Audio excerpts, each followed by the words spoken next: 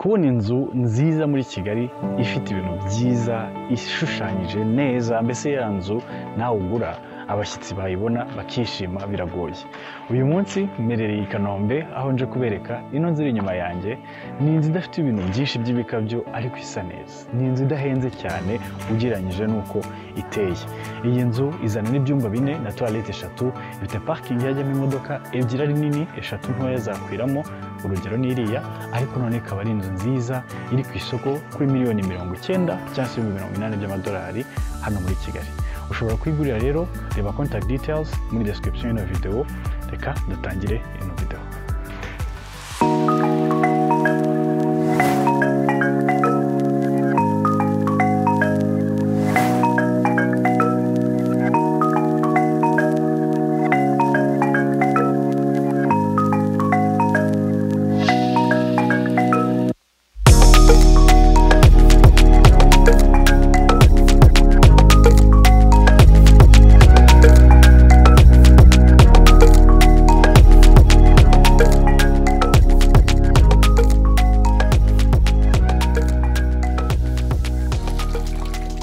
Abazi Kanombe, iyi nzu iherereye aho bita kuri Sanitas. Ni quartier nziza nshyashya, ngira ngo ibi byose turi kubona hano iyo uza nk'imyaka 2 ishize cyari igisambu kirimo ubusa, harimo inzu nshyashya. Ni quartier nshyashya nziza ifite abaturanyi beza. Gutura ahantu nk'aha ntako bisa, kuko ufite inzu nziza ariko n'abaturanyi muzabana ari abantu mwakungurana ibitekerezo bibateza imbere.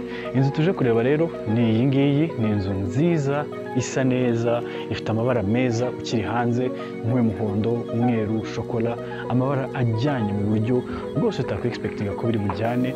Ariko none ikintu cya mbere twabona ifite parking yajyamo imodoka 2 nini cyangwa se 3 ntoya. Naho turebeye ku rugero, iyi ngiyi iparitse yegiyemo hirya, urabona ko ushobora gushyiramo izindi 2 zingana nkayo, ariko ari nini hakwiramo 2 gusa.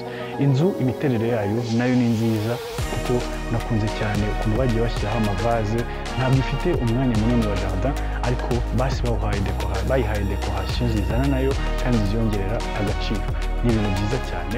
Ku ruhande dufite nk'utu tudirishya, n'utudirishya twiza cyane tuyongerera ubwiza, kandi usanga utatubona ahantu henshi cyane. Uraza kubona ikihishe n'inyuma mu kanya. Naho ku ruhande tukagira utu tuntu two guterekamo decoration, ama flower pots. Niba ukunda indabo, ni utuntu twiza cyane. Munsi harimo udutara ku buryo nijoro uducanaho hakaba hasa neza hakeye. Hejuru hazajyaho ikirahuri ku buryo iri baraza ry'imbere y'iwawe haba hafunguye hasa neza. Ndetse kandi uhagaze hano witegeye igishanga cyose cya Busanza, ku buryo ufite akavuyo keza uri imbere y'iwawe.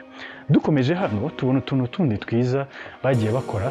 Tuvuga urugero nk'aka kantu bashyizemo hano, nanone ni akajardin kongera ubwiza kuri iyi nzu, ariko kana designinze bitandukanye. Ntabwo gahenze, ariko ni akantu keza gatuma hatandukana. Ndetse n'utundi turi hariya kuri iyi nzira ijya mu gikari. Noneho rero katurebe si inzu iteye ite mo imbere. Iyo winjiye muri iyi nzu ubona ko yubakanye style italiyena, iyi style ikunda kwitwa y'Abanyamerika, ni open floor plan. Ahangaha dufite umwanya wa salon, salle à manger n'igikoni bifunguye bidafite igikuta na kimwe imbere kitandukanye, bituma ahantu hagaragara naho ari hanini hafunguye, ariko noneho ari heza. Aha tubafite umwanya wakwitira wa salon, umwanya mwiza, gypsum ziri zishushanyije neza, ndetse n'amatara arimo n'amadirishya bituma uyu mwanya ugira urumuri rwinshi ruhagije. Twatambagira hano ku ruhande niho hari umwanya basize wa salle à manger. Urabona ko ahantu hafunguye kandi mu buryo bwiza, ariko salle à manger nayo ubwayo igafunguka kuri iki gikoni. Igikoni giteye neza, kiri inviting, utubati twinshi cyane, granite y'umukara ku meza, ku buryo wagiye ibyo ukoreraho nta kibazo. Dufite hano lavabo cyangwa se sink 2, ndetse n'akanishi ari haruguru ushobora gutekamo amacupa yawe ya vin.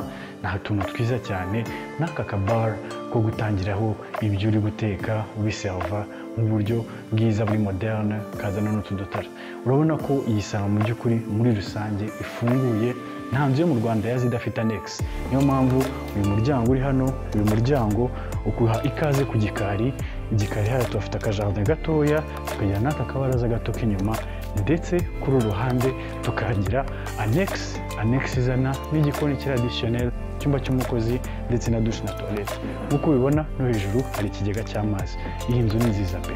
Iyi nzu ni nziza, uri ku isoko ushaka kugura inzu itandukanye n'izindi nyinshi ziri muri Kigali kandi igiciro kingana naguhitiramo iyi nzu kuko ifite byinshi byiza.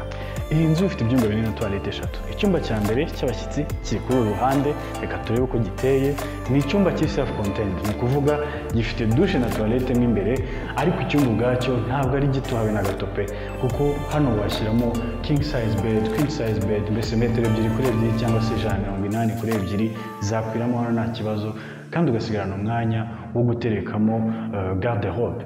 Nk'uko mumaze kubimenyera, inzu nyinshi mu Rwanda ntabwo zizana n'utubati utwishyiriramo, n'iyi ngiyi niko bimeze, ariko basibyibanze baba bikoze.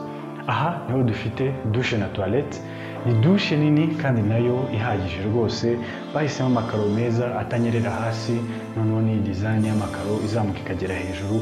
Ahubwo mumbwire muri comments, muratekereza ino design imeze ite? Amakaro ni meza, wayahindura ari wowe byagenda bite? Niyo mwibuka hanze nababwiye tuno utudirishya dutwikira ino douche na toilette ku buryo rwose bibyongerera ubwiza, ukagira urumuri ariko ruje mu buryo bwiza cyane. Iki cyumba ndabona ko giteye neza kandi kisanzuye cyo gukoreramo ari cya douche na toilette. Inyuma y'umuryango harimo undi mwanya ushobora gushyiramo inkweto, utuntu twose ukeneye udakeneye mu cyumba. Iyo tugiye kuri ruhande niho dusanga ibindi byumba bisigaye uko ari 3. Ni ibyumba, harimo ibyumba 2 bisangira douche na toilette. Icya mbere ni iki. Nanone nakunze ukuntu iyi nzu batayisondetse mu kwiha ibyumba byisanzuye, ifite ibyumba bihagije pe, ko hano washyiramo igitanda cya metero 180, ugashyiramo n'umwanya rwose wa garde robe bitagonganye, ugifite umwanya uhagije. Ni ibintu byiza. Kuri ruhande naho dufite ikindi cyumba kingana n'iki ngiki, nanone banabihaye n'amadirishya manini. Urabona nawe idirishya rihera hano hasi rikagera hariya, uba ufite urumuri ruhagije. Umuriro nubwo turi kuwucana kugira ngo tubereke, ariko ufite urumuri ruhagije nuko kamera rimwe na rimwe itabyerekana nk'uko biba bimeze. Urabona ko rero ibi byumba bihagije kandi ari binini byisanzuye. Ahangaha niho biri, hari douche na toilette bisangira. Nanone irangiye nk'uko imwe ya mbere twayibonye, amakaro atanyerera hasi n'amakaro ya design azamuka kugera hejuru kuri plafond.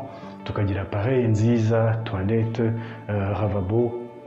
Urabona ko rwose ibintu byose hano birimo kandi bimeze neza. Nk'uko nabivuze, uri ku isoko mu Rwanda ushaka kugura inzu nziza, iyi nzu nayikurekomanda. Aha ni muri chambre principale tugeze.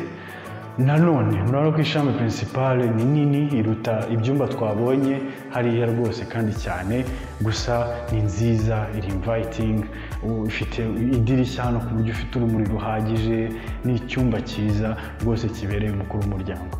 Iki cyumba nacyo kiri self contained. Hano tuhafite umwanya ushobora gushyiramo garde robe additionnel igihe waba izo mu cyumba ziba zidahagije, cyangwa ushobora guterekamo agashurura kakantu ko guterekaho inkweto, hano kahajya. Ndetse twakwinjira hano tukagera muri douche nkuru. Ni douche nayo nziza kandi nshyashya, urabona ko ijya gusa niyo twabonye ahantu bitandukaniyeho ni mu appareil, kuko hano tuhafite floating vanity nshyashya nziza izana n'agaseti kayo gafite umwanya wo kubikamo ibikoresho hano inyuma. Toilette ikaba hano hagati, ndetse uyu mwanya wose bakaba barawuhariye aho kogera. Urabona kuva hano kugera hano harimo metero zigera kuri 2, nta mwanya munini uhagije. Banayiha ndetse n'amaappareil atandukanye yo kogeramo, ntakora kuri kimwe nkimenaho amazi, byaba bisekeje. Iyi rero akaba ariyo nzu nari mbafitiye uyu munsi. Ni inzu iri ku isoko kuri $90,000. Niba uri ku isoko ushaka kugura inzu itandukanye n'izindi zose, ufite budget ya $90,000, iyi nzu ni bucike. Ifite ibyumba 4, toilette 3, parking y'imodoka 2, ifite na design iri moderne kandi nziza. Ni inzu rwose nakurekomanda, iri hano i Kanombe hafi yaho bita kuri Sanitas. Dukunda kubazanira video nk'izi ngizi rero naho ubutaha, kandi niba uri mushya hano ntiwibagire gusubscribinga, tubazanira amavideo yerekana inzu zigurishwa hirya no hino muri Kigali. Naho ubutaha.